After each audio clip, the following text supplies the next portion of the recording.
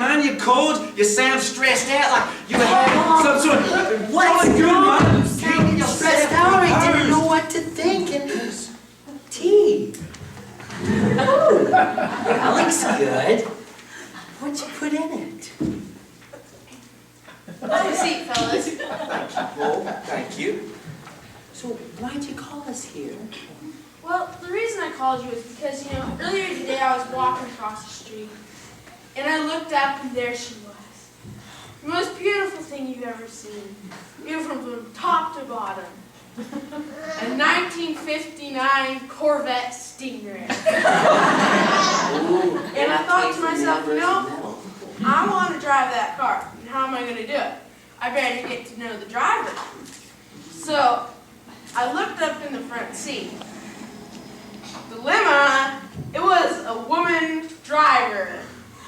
So what am I going to do? The first thing you got to do is grab her attention. This is what I found. My wife and I, we've had some experience. But when I got her attention, you got to get her attention. The first thing is music. That will pull her heart out like. And when you get, the way to do it is with music. Do you know how to serenade, Paul? Do you know how to serenade? All right, sing me a tune. All right. You get a line, I'll get a pull, honey. You get a line, I'll get a pull, babe. No, scrap that idea, scrap that.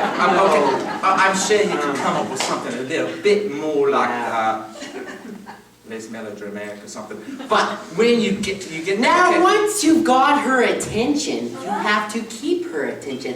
And how do you keep her attention? By giving her compliments. Now, some compliments, good compliments are very good, and bad compliments are very bad. You have to remember that. Now, some compliments like, are you tired? Because you've been running around in my head all day. And it's just very good, just to know these compliments. My favorite one was, can I have your cell phone number? I lost mine. And it's so innocently asked. You just know it's sincere. And, or, if you were a guitar, I'd pick you. And it sounds like music to her ears. But you know what? If you say a compliment and you offend her, are we Crystal? That's good. If you offend her, you have to learn to apologize right away. And if you offend her in public, you have to learn to apologize in public. Do you remember that song that we sang in class of 76 with, what was his name? Robert? No, it was Bob. You just listen to these words and just meditate and think on them as we sing. 1, 2, 3, 4, ready? Okay. A 1 and a 2 and a 3 and a 4. I'm sorry, so sorry. Would you accept my apology? No, I don't really remember the rest of the words. Did you guys sing? First base. Shortstop. Now, anyways, on the apologies, what does Scripture say about this? I don't know. He who covers a transgression seeks love, but he who repeats a matter separates friends. Did you hear that? He who covers... Sorry, the tone was confusing. He who covers a transgression seeks love. Now, what are you seeking? Are you seeking love? Of course you're seeking love. Now, I think it is highly critical that you get the foundation established, because it's like building a house. You can't go high if you don't go deep. So you have to know it before you can explain it to her. Can the blonde lead the blonde? Will they not both fall into the ditch? Gracious, man. The switch is off. What? Off, like a mashed potatoes off the table. It's off. Okay, it's not blonde. It's blonde. That's what I said. Blonde. No, you didn't. Okay, now, Paul, once, okay, you've got her attention, and, you've gone through the apologies, you've gone through the whole steps, right? And now, you've done the apologies, and you've gone through the steps, and you've done all this, but what he's really trying to say is, you will have future talks. Talking about the future, aren't I logical?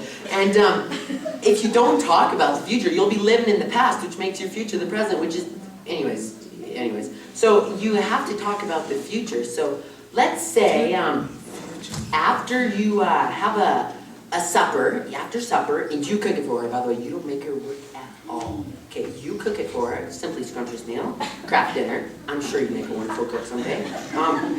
Afterwards, watching the sunrise go down, you know, dip over, you know, and then you're watching it, and then she turns to you, and in a very thought-provoking way, she says to you, "Well, lately I've just been thinking a lot about life.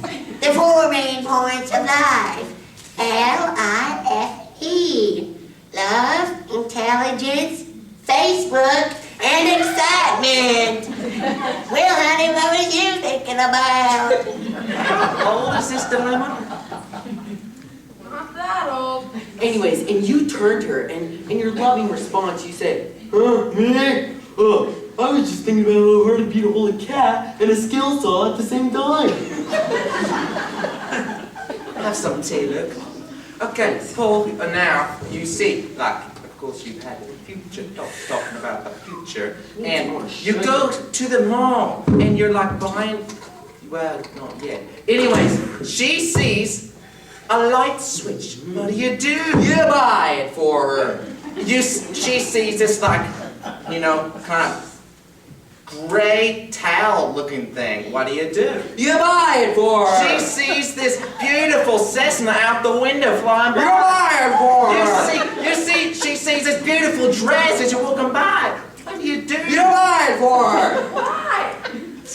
If you saw one, you'd want one too. They have ones in my size? Let's all have some more tea, eh? Yeah, that's good. You were saying? Just a minute, I got my tea. Now I see why they put the pinky in here. Should learn Okay, from us. I can't get this out, so I'm gonna make an object lesson of it. Okay, it's nice and round, flat. Someone did an amazing job on it, and you know, I really want to meet who made this. But okay, let's say this represents her. This little handle, which is kind of hidden from your eyesight right now, represents you. You take away the handle, and what do you have? She's single. She needs you. Okay? Only you have the power to become that handle. Fill that spot. You take away the handle, and what do you have? It's convicting, I know. Let's move on. Now, a clock. All the pieces mesh. Now, you tick and she talks. Tick, talk. But if you talk out of line, she gets ticked off. Then Paul, you see that, okay, now you're in the marriage, right?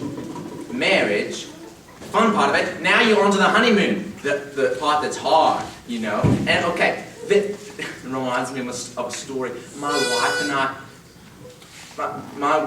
and I, we went on a honeymoon, of course, and I was telling her this fish story, and I was like, okay, my young and foolish days, you understand. Honey, the other day I went fishing, and I caught a little fish, but he was too small, so I threw him back. Then I was fishing again, and I caught a bigger fish, but too small, so I threw him back again. And then I went fishing again. And look, lo and behold, this time I caught one this big. Too small, so I threw him back. And then I caught another one this big. A little sucker. And he was going. Your wife shouldn't have married you if you're the last man on earth. Now, by the time we're done with you, you're going to be strutting down the aisle with her leaning on your arm. So, what are you guys talking about? Dating. Marriage. I just wanted to drive the car.